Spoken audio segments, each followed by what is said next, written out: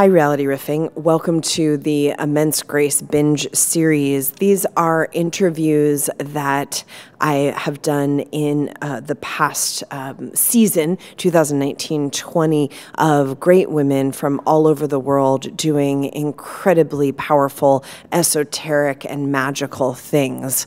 So I'm very excited to share with you some of these profound conversations.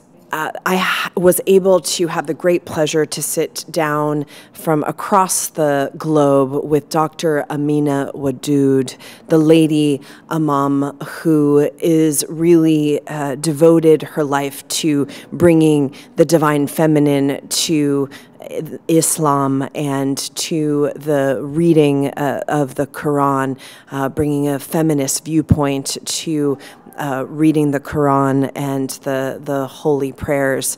And she has an incredible story.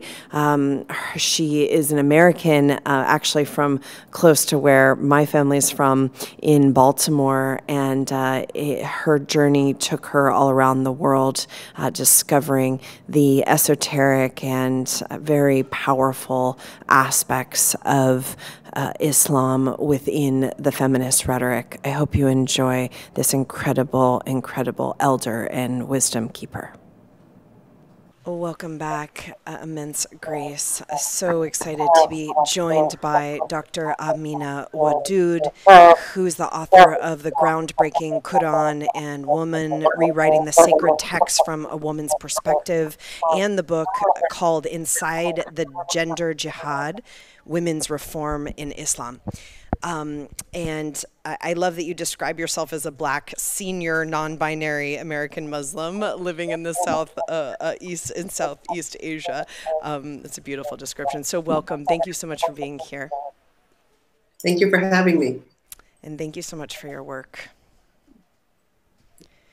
So I'd love to just start, what kind of led you to this, if you could give us a little bit of background in terms of your journey here. A'udhu billahi minash shaitanir rajim. Bismillahir rahmanir rahim. I begin, as I always begin, in the name of Allah, whose grace I seek in this and all other matters. Thank you so much for this opportunity. I love the engagement with the divine feminine across different traditions, so I really am looking forward to this conversation. Indeed, my own life path is one where I have been a loving and learning participant and devotee in 3 religious traditions. Wow. My father was a Methodist minister, and I was raised with the God of love. In fact, my last name, Wadud, is an attribute of God that means loving. And when I was in the university, I became interested in Buddhism. So I lived in a Buddhist ashram and practiced Buddhism for a year. And I still practice meditation daily now. But 2 years or so after that, I felt a calling to Islam. And as a consequence of reading the sacred text in only English, my life course was set. I'm, a scholar and an author around notions that are drawn about recovering and reclaiming the divine feminine through the Islamic sacred text and putting those into implementation in the context of history, culture, law, and spirituality. Wow. So I'd love to just, obviously these are big strokes, broad strokes here, but I think a lot of people, especially I think the Western world, tends to be not versed in some of the more mystical and very powerful teachings around divine feminine in the Quran, and just around the kind of ecstatic in general. Would love to just hear some of the things that kind of started to open your mind when you were studying and through writing these books. Yes, well, first of all, I have to say a little bit about the challenges. As I said, I fell in love with the Quran just reading it in English. And what I did was I embarked on in-depth study of what's known as the prerequisite sciences or skills for Quranic interpretation. I did that as part of my undergraduate, sort of informally, but when I joined graduate school, I specifically engaged in studying, just about the Quran. And I did so in more than one country, and I finished the master's and the PhD, and I wrote my dissertation. And from that, I wrote a book, which is now almost 30 years old. It's considered one of the groundbreaking texts for the creation of Islamic feminism. Wow. And the challenge was finding an equal legacy of women's voices, women's ways of knowing, and women's spiritual experiences in the literature that had been generated around understanding this sacred text. Yeah. There was no record until the 20th century. So that means that we went for 1,300 years, 1,300 years, missing the infusion, the necessary infusion of the divine feminine, divine masculine, even in the way in which we, use this text to model the way of life in Islam. So I was a part of the movement to reclaim the existing divine feminine voice by bringing it sort of out from behind the veil. Wow. Wow. And I'm sure you've met with some opposition doing that. Yes, and there's still some opposition now.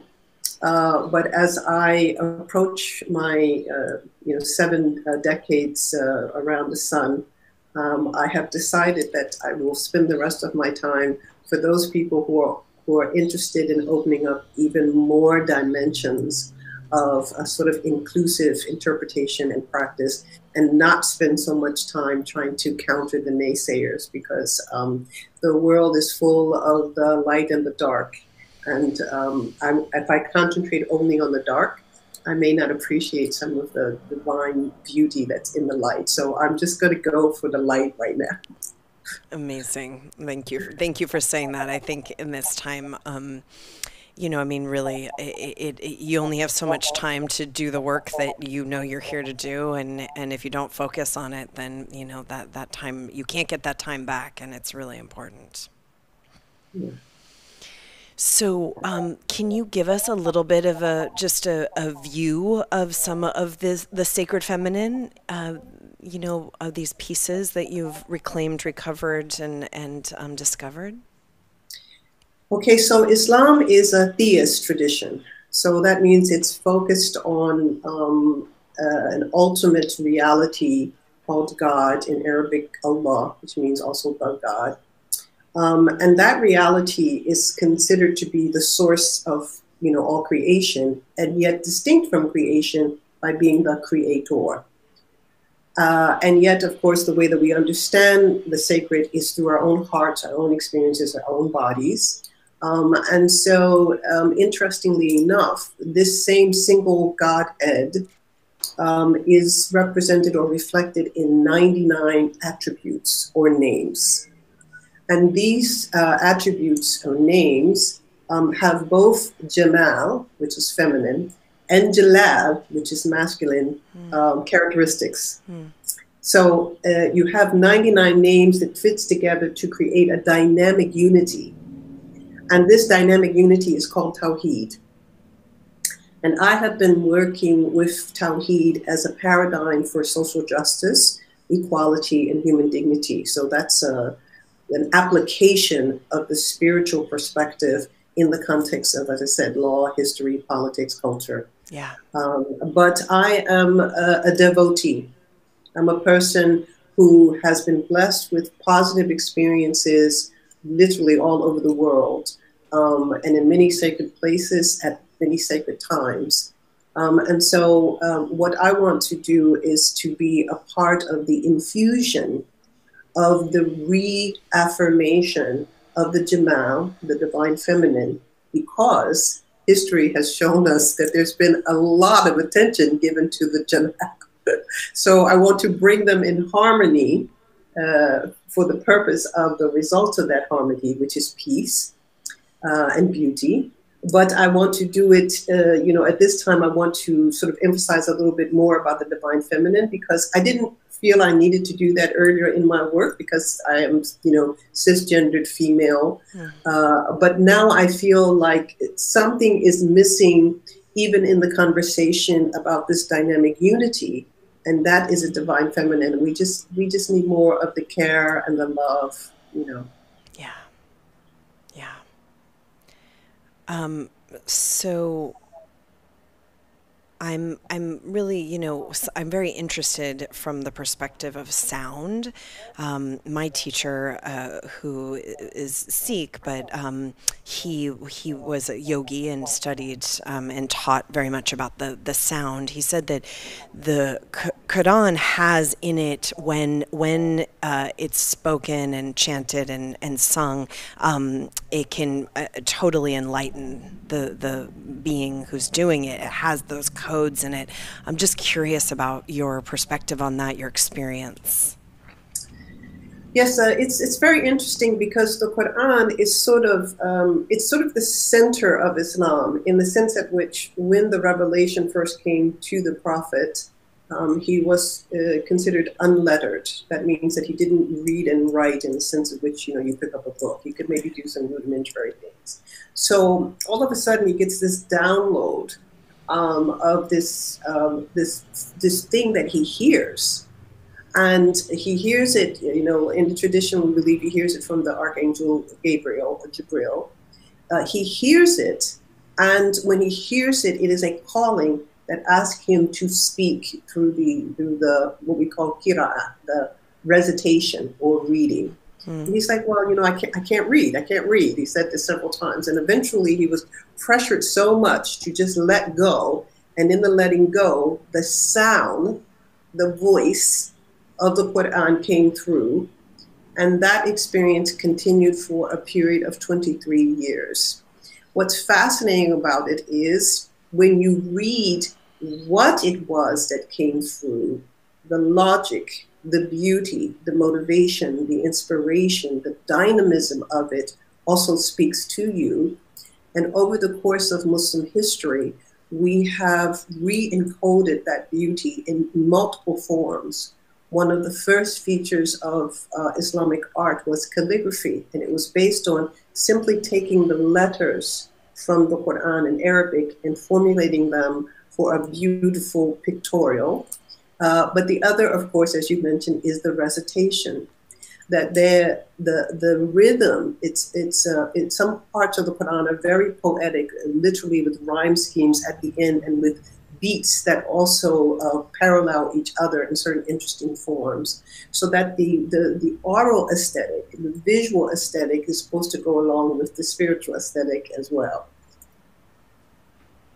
Wow. So, and has it been your experience when you're praying, when you're reciting, that this opens up certain kind of aspects of your own consciousness? Have you had any kind of mystical experiences? Yes, there's an interesting combination of things that happen. So first of all, there is the recitation, not only of the Quran, but also we have over the 1440 years of historical Islam, we've created certain formulas, like mantras, certain things that get to be repeated. La ilaha illallah. And then these things, that means no God but God. And then these things are put into different patterns. La ilaha illallah. La ilaha illallah. La ilaha illallah. And this is commonly known as dhikr. And dhikr is something that people participate in collectively, and sometimes they use drum sound to go with it. Sometimes a little bit of flute, depending on the cultures, and so you get a rhythm of sound.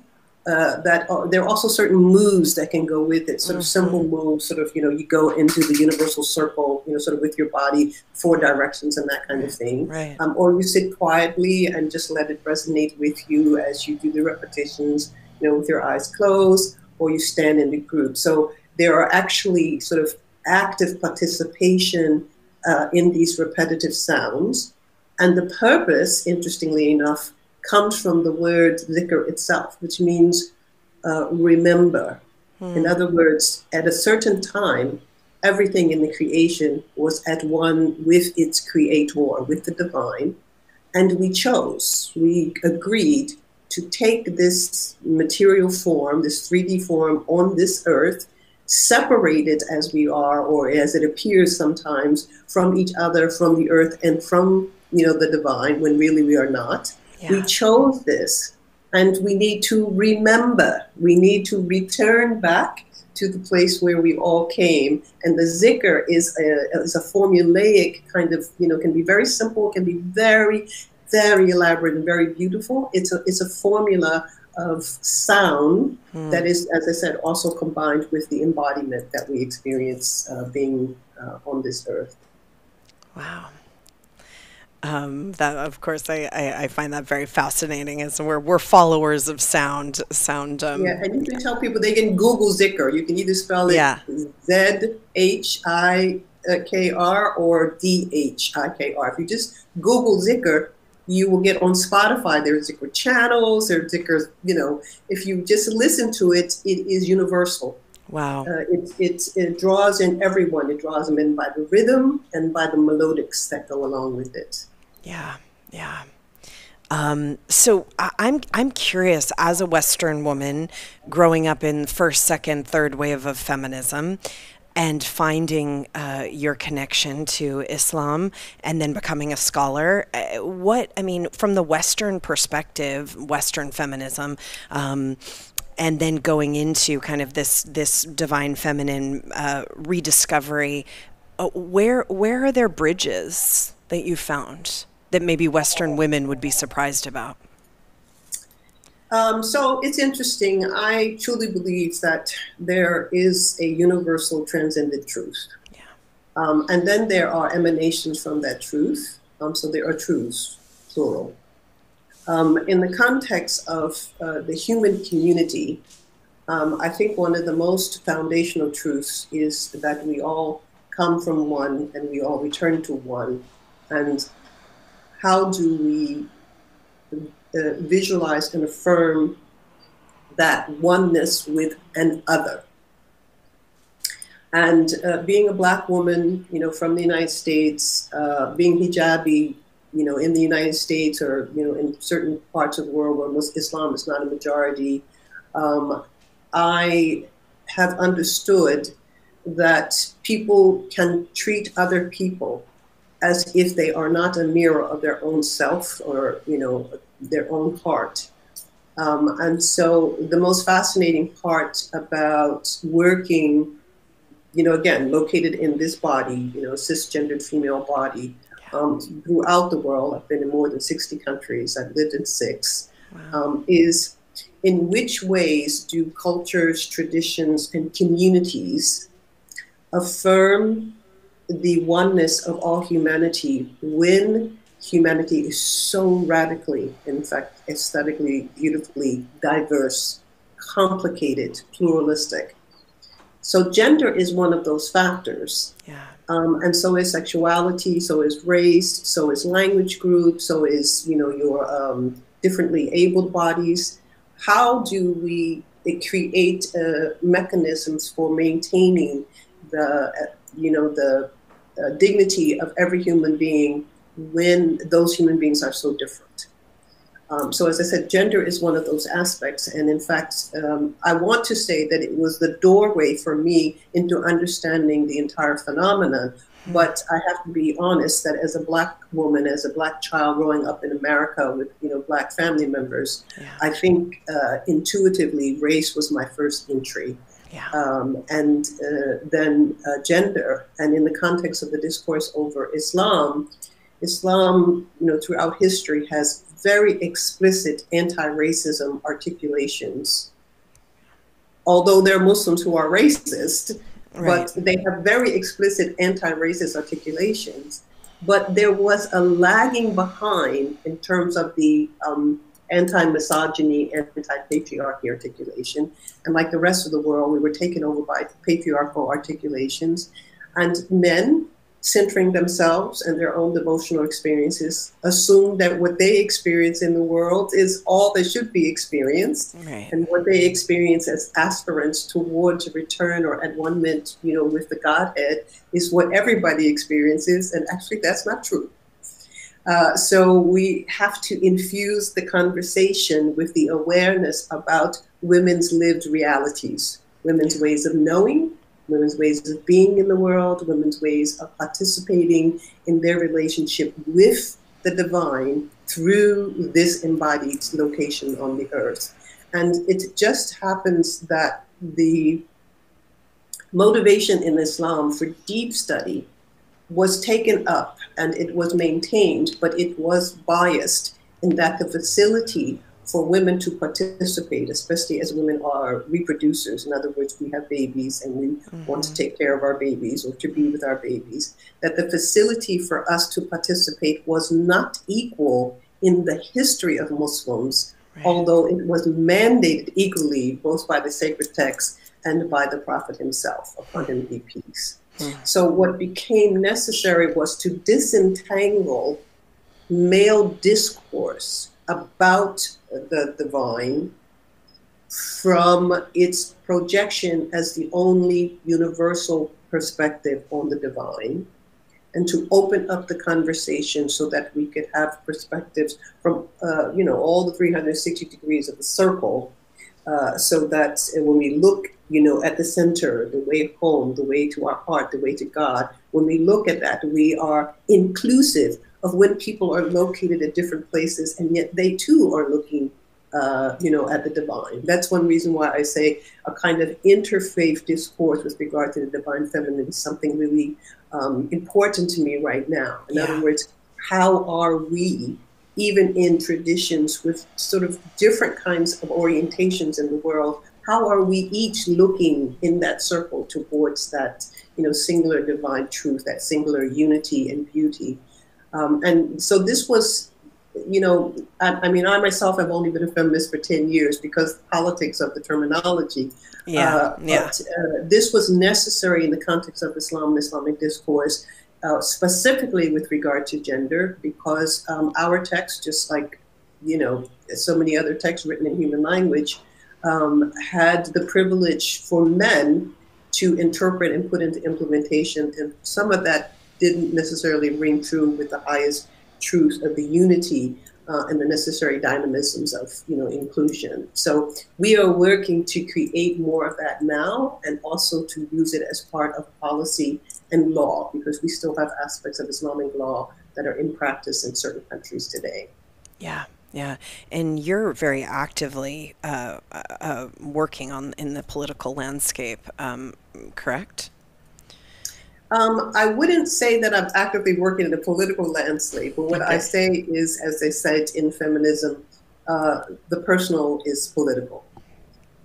Everything has a dimension of impact that will be challenged by certain dynamics of power on the ground.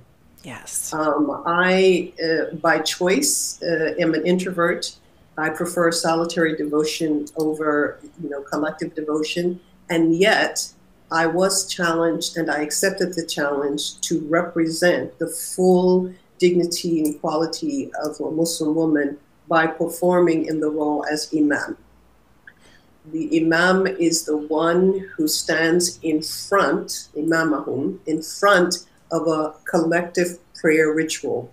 Our prayer ritual is deeply embodied, standing, bowing, standing, prostrating, sitting back, prostrating again, and then standing. So we have a full body ritual, a form of worship and devotion. And so you have to organize it, or otherwise it's chaos, you know.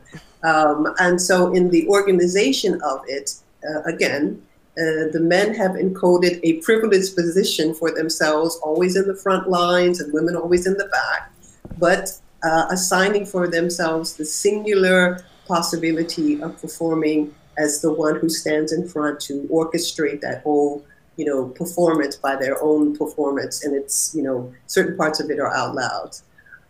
So when the practice, came down to us over 1,000 years later, people believed that only men could be there. And that the 9 lines had to necessarily be separated by gender, men in the front, women in the back, or downstairs or upstairs. And we are living in a time where we are reclaiming something, again, that was a legacy from even the time of the Prophet.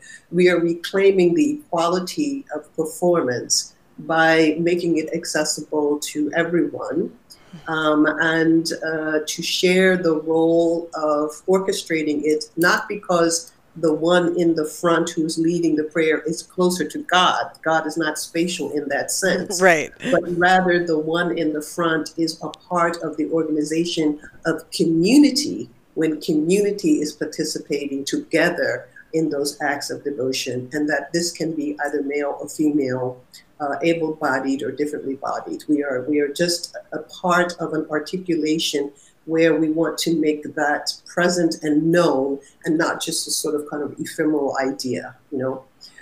So I had to challenge myself because, again, as I said, I prefer solitary worship. Yeah. But I had to challenge myself to be embodied in that position as a way to signal, you know, the whole world is a sign or a signature of the reality of the beauty of the sacred. So I had to put myself in that position, as much as a challenge as it was for me. And, you know, I'm accepting, just like the last 10 years, I've accepted that I'm a feminist. I'm accepting that I am the Lady Imam, and that the part of it that I participate in, you could say, is political in as much as it says legitimacy, authority, rest in the one who leads the prayer, not because they are special or closer to God, but because they take that responsibility for the community through themselves and through their own bodies. Wow. And how has that been for you?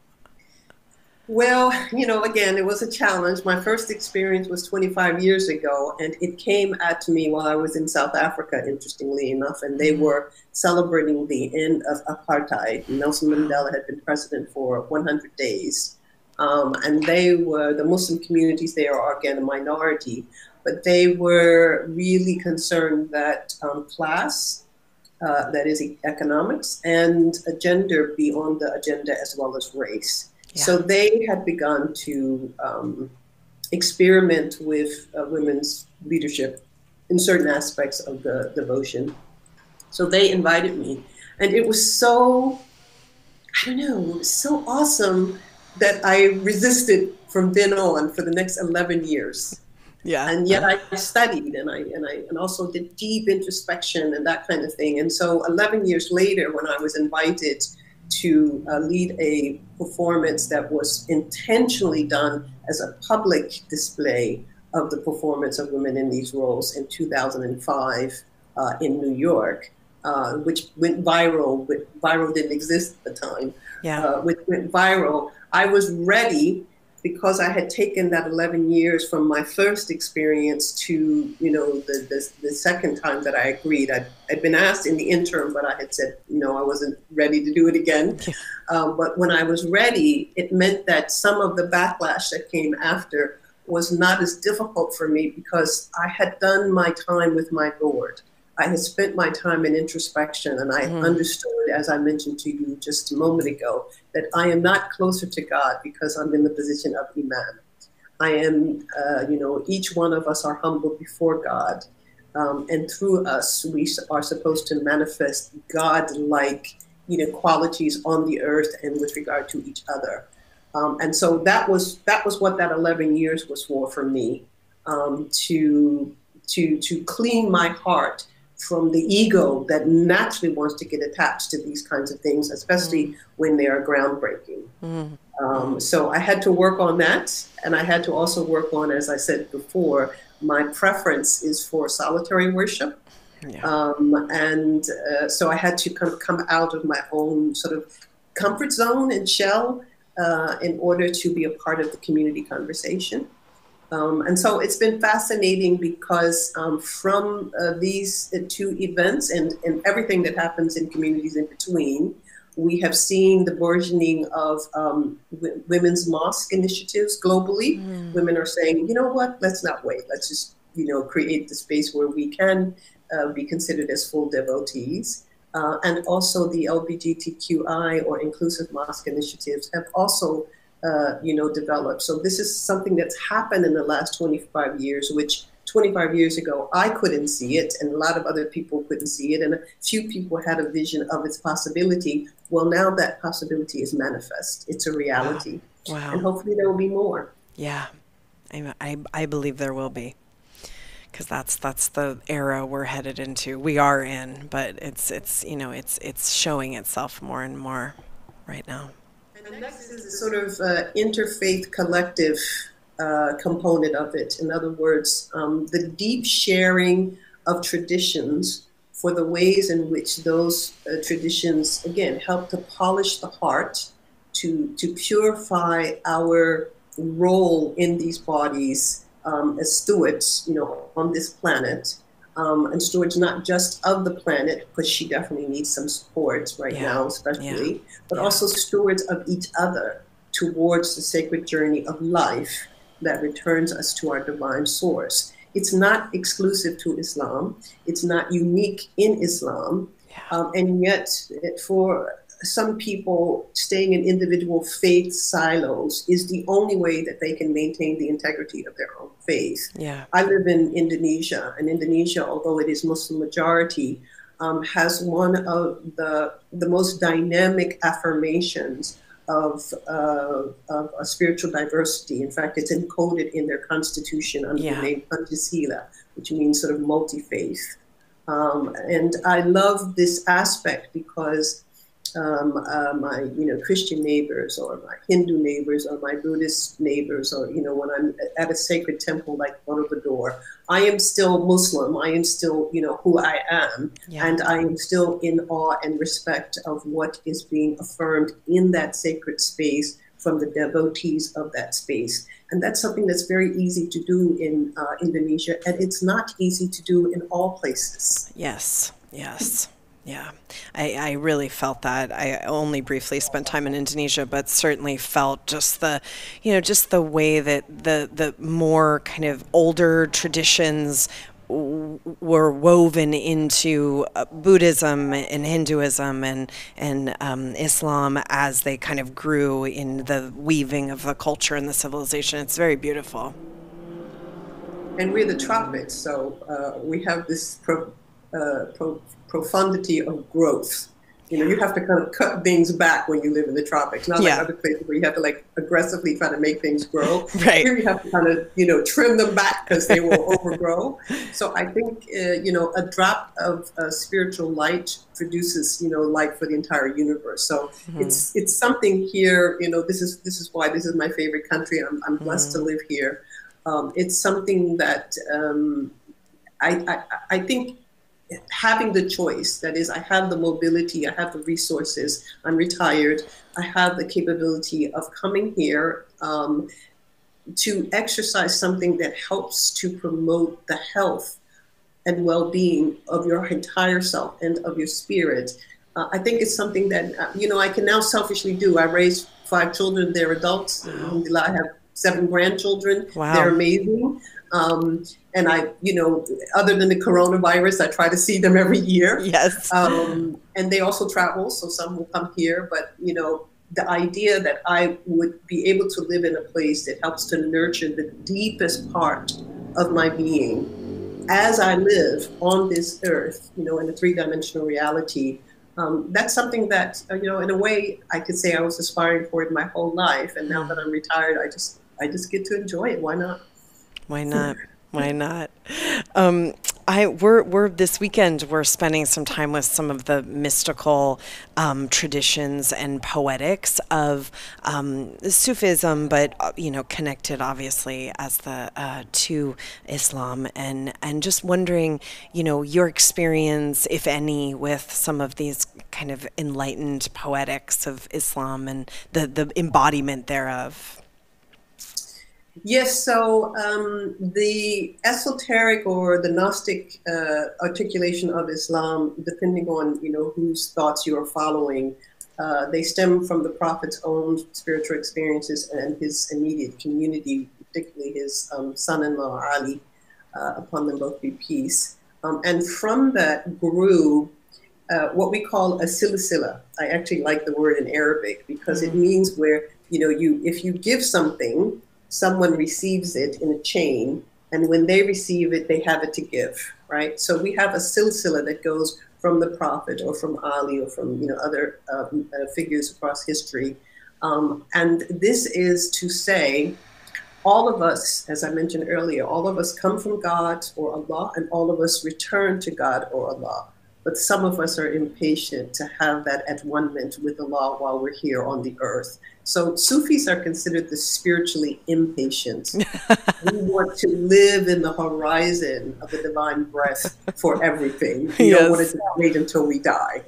And so the traditions have developed over the course of the 1400 years of Islam. And I belong to a particular Sufi tradition, and my teacher, has, the silsila comes from his teacher, and et cetera, et cetera, et cetera. So there are so many interesting formulas and manifestations of this, so many interesting people, the poetry, not only of Kabir, but also of Rumi, the lessons of love that we get from Rabi al-Adawiya, one of the most famous Muslim women, Sufi saints. All of them are about this yearning for this continual at one-ment and the pains of the separation from our source, and what we have to do with each other and with our heart in order to find little droplets of that, shining upon us, and from its shine on us to shine it out to others. This is the whole aesthetics of Islamic mysticism, which is very much alive today and very much in manifestation, once again, across different cultures, with certain similarities and certain distinctions that makes it, just all the more fascinating, really. It really, thank you so much. I want to just say that I receive such a transmission of your devotion just when you speak, and I could listen to you forever. Thank you so much for what is coming through you, through your devotion. It's just really profound. Thank you. Thank you for having me. Thank you. And what's your next project? Are you working on a book right now, or what's happening? Actually, I am an analog woman in the digital age. This sort of grainy camera sort of lets you know that I'm not quite there yet. But I had an interesting vision a couple years ago, and it caused me to get out of my bed and go into my office, which I'm a person, again, I work in silos. My prayer and meditation room is separate from my office, is separate from my bedroom. And, I need these little separate silos of energy. But I went into my office in the middle of the night, and I sort of typed it all out. And it's really just about what we're talking about, really, except in a digital version. So I am launching more and more programs, individual blogs, videos, sharing of things like, updating my altar with the new moon and stuff. I'm going to do more and more of the divine feminine in Islam online. And I've started with a Patreon page. At the moment, it's very small. Anybody's welcome to join. It's just, the Lady Imam, where I get to avoid the trolls and, the naysayers, because as I said, I don't want to give any more energy to that. Yes. There are so many ways in which we can connect with other human beings who are open to that connection, and to whom we are open, that, I just want to, everything is love. Everything is light. Yes. And yet we are operating in the world with hateful darkness. So I'm doing more and more of that online. I have to get assistance for younger people who understand things, and just the bumps in the road to do the technology. Yes. But it is starting. And, I got a little bit going on in YouTube and a little bit going on, in different forums. But I want to bring it together under one umbrella. And somebody has just volunteered to help me sort of create a web page where I can join my Patreon and my Twitter and my Facebook, and just have a go at meeting audiences where there are different places in the world. For example, I don't know where you are physically located. I forgot to ask, where are you actually in the world right at this moment? We're in Venice Beach, California. Oh, Oh, okay. Yeah. That's my home state. Yeah, yeah. But we have the women all around the world who are watching right now because Sure, we're sure. Yeah, very yeah. Well, global. that's the beauty of the technology today. Yes. And that is that you can reach out and touch, even when you must observe social distancing. You Yeah, know? yeah. So I'm enjoying the journey. I'm confounded tremendously. Lots of mistakes, lots of frustrations because it is a new way of being in the world. It is. But I really see it as helpful. I really see it as one of the gifts of to us as humankind to continue to affirm the reality of our oneness and our oneness with Source and our oneness with our planet. So I'm just trying to do more of that in the areas where I have some gifts that I want to share. Well, it's so important, and watch out when you tell me these kinds of things because I'm a real stage mom around this stuff. I'm gonna do what I can to push you to do it, and we have lots of resources too. But it's so important. It's so. I will. Believe in that. Yeah. I will, because it's so important and your message is so profound, and I just feel really, really blessed to spend this time with you. Thank you. And your Patreon is at the lady Imam. So it's Imam. It's www.patreon.com/the lady imam, all one word, no underscore. That's my Twitter. I'm sorry, that's my what's the word? Instagram is with the underscore. So yes, somewhere in there, if eventually, according to the person who's most recently helping me, everybody will go to my page instead of going to a Wikipedia page that was created with some truth and some not truth. Okay. So if you just Google the Lady Imam or my name, it'll come up somewhere. Okay, great. And you're welcome, really. Thank you. Anyone who wants to join. Thank you, and we'll add this to support my work. Yeah, it's so beautiful, and we'll make sure we add all the links to this interview as well. Thank you for your time. Bless you and bless the work that you're doing, and I hope to connect with you again soon. Thank you. Stay in the light. We hope that your hearts are warmed in each day. Stay safe. Black Lives Matter. Hope to see you again. Thank you. Take care. Thank you so much for listening to another episode of Reality Riffing. These are conversations that I think are important with people who are doing great things in the world about subject matters that need to be discussed. If you enjoyed the content, the conversation, please feel free to share with your people, share with your friends and family, rate the podcast below, and also subscribe.